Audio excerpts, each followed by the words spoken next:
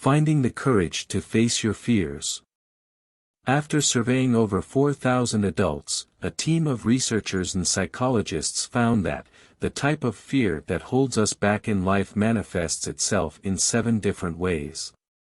It's refers to as the fear archetypes. You can probably already see yourself in one or many of these categories. While each of us possesses a few qualities of all 7 archetypes, most of us have at least one dominant archetype that affects us more strongly than the others, and plays out in our lives in more noticeable ways. So here's a breakdown of the 7 fear archetypes and how to make them work for you. If you are new to this channel, please subscribe and give it a thumbs up for more educative contents. Let's get to it. 1. The procrastinator.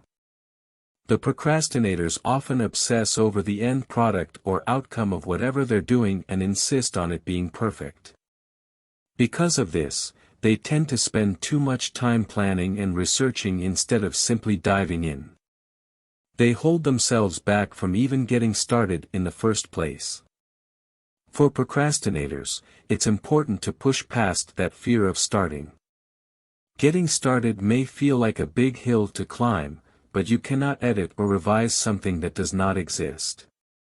Be careful not to place energy into a perfectly finished product, instead use it to troubleshoot an outline or an initial push. Setting a deadline for when your planning and researching period will end and when you'll actually get started. Realize that the problem with perfect is that nothing will ever be good enough. Set realistic standards and work towards doing your best. 2. The rule follower. Quite literally, this person is dedicated to following the distinct rules and guidelines set by those around them. They're obsessed with always trying to make the right decision, despite its potential effect on their own success. The best way to overcome this is by leaning into self-compassion. Allow yourself the opportunity and space to possibly make the wrong decision, and if you do, assure yourself that it is okay.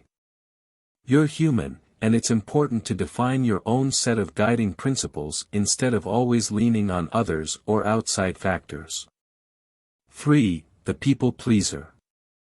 Those who have the people pleaser archetype struggle with the fear of being judged and worry most about disappointing others. They have a hard time setting clear boundaries and saying no. Having boundaries often sounds scary to someone who is used to putting others first. Although this often comes from a genuine and thoughtful place, it can lead you to be the last priority.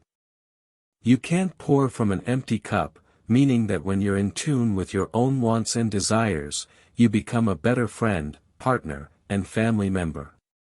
Taking care of yourself is the only way to learn how to improve in this area. Remind yourself that you deserve to be prioritized, just as much as other people in your life. 4. The outcast.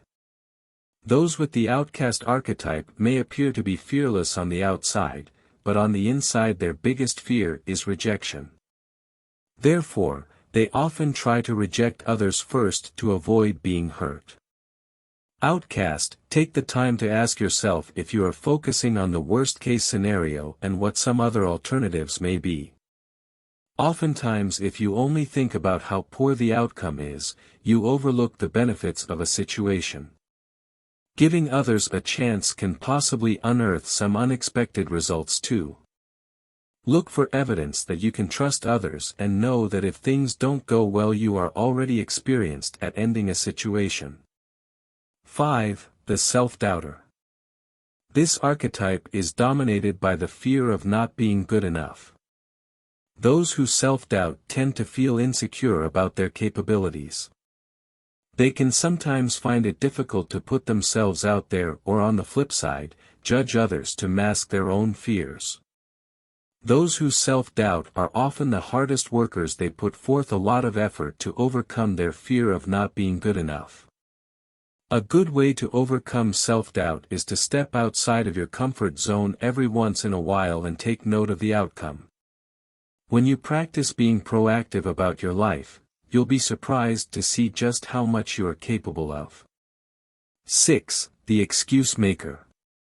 Those who identify with the excuse maker archetype have difficulty taking responsibility for their life choices and goals. Instead of stepping up to lead every once in a while, they find themselves taking a back seat to avoid accountability. They allow others to make decisions in their own lives. Going with the flow can be tempting because you don't feel responsible for any negative outcomes. The reality of this is that even being passive is a choice. Oftentimes, it can be difficult to meet a goal if you are not actively moving in a direction. And allowing others to make decisions for you is tricky because they may not always value your best interest. Excuse makers try setting small daily goals and stick with them. There is great pride in accomplishing something that you set out to do. You can also ask a friend who seems to be active for some tips or assistance with planning some short-term goals. The SMART goal model helps create measurable and realistic goals. It stands for specific, measurable, attainable, relevant and timely. By breaking down each of your goals, you'll be able to bring structure and trackability to them. There is no need to overwhelm yourself when getting started, simply ask yourself how you could improve in small ways. 7. The pessimist. Finally, the pessimist archetype struggles with the fear of adversity and hardship. Due to a past or current trauma or difficulties, those who are the pessimist archetype often feel victimized and sometimes rightly so. But pessimists can tend to look at hardships as stop signs or a reason to give up. It's important to practice looking at hardships as stepping stones or lessons, instead of roadblocks. We all go through difficulties in life, it's just a matter of how we look at them that really shapes the outcome. The next time something tough gets thrown your way, take a moment to step back and evaluate the situation. Think about the lesson this challenge might be teaching you, or how you can make the outcome more favorable. It takes time, but when we train our minds to think more positively, we'll feel more at peace. Thank you for watching. Please don't forget to subscribe, like and leave your thoughts in the comments section below.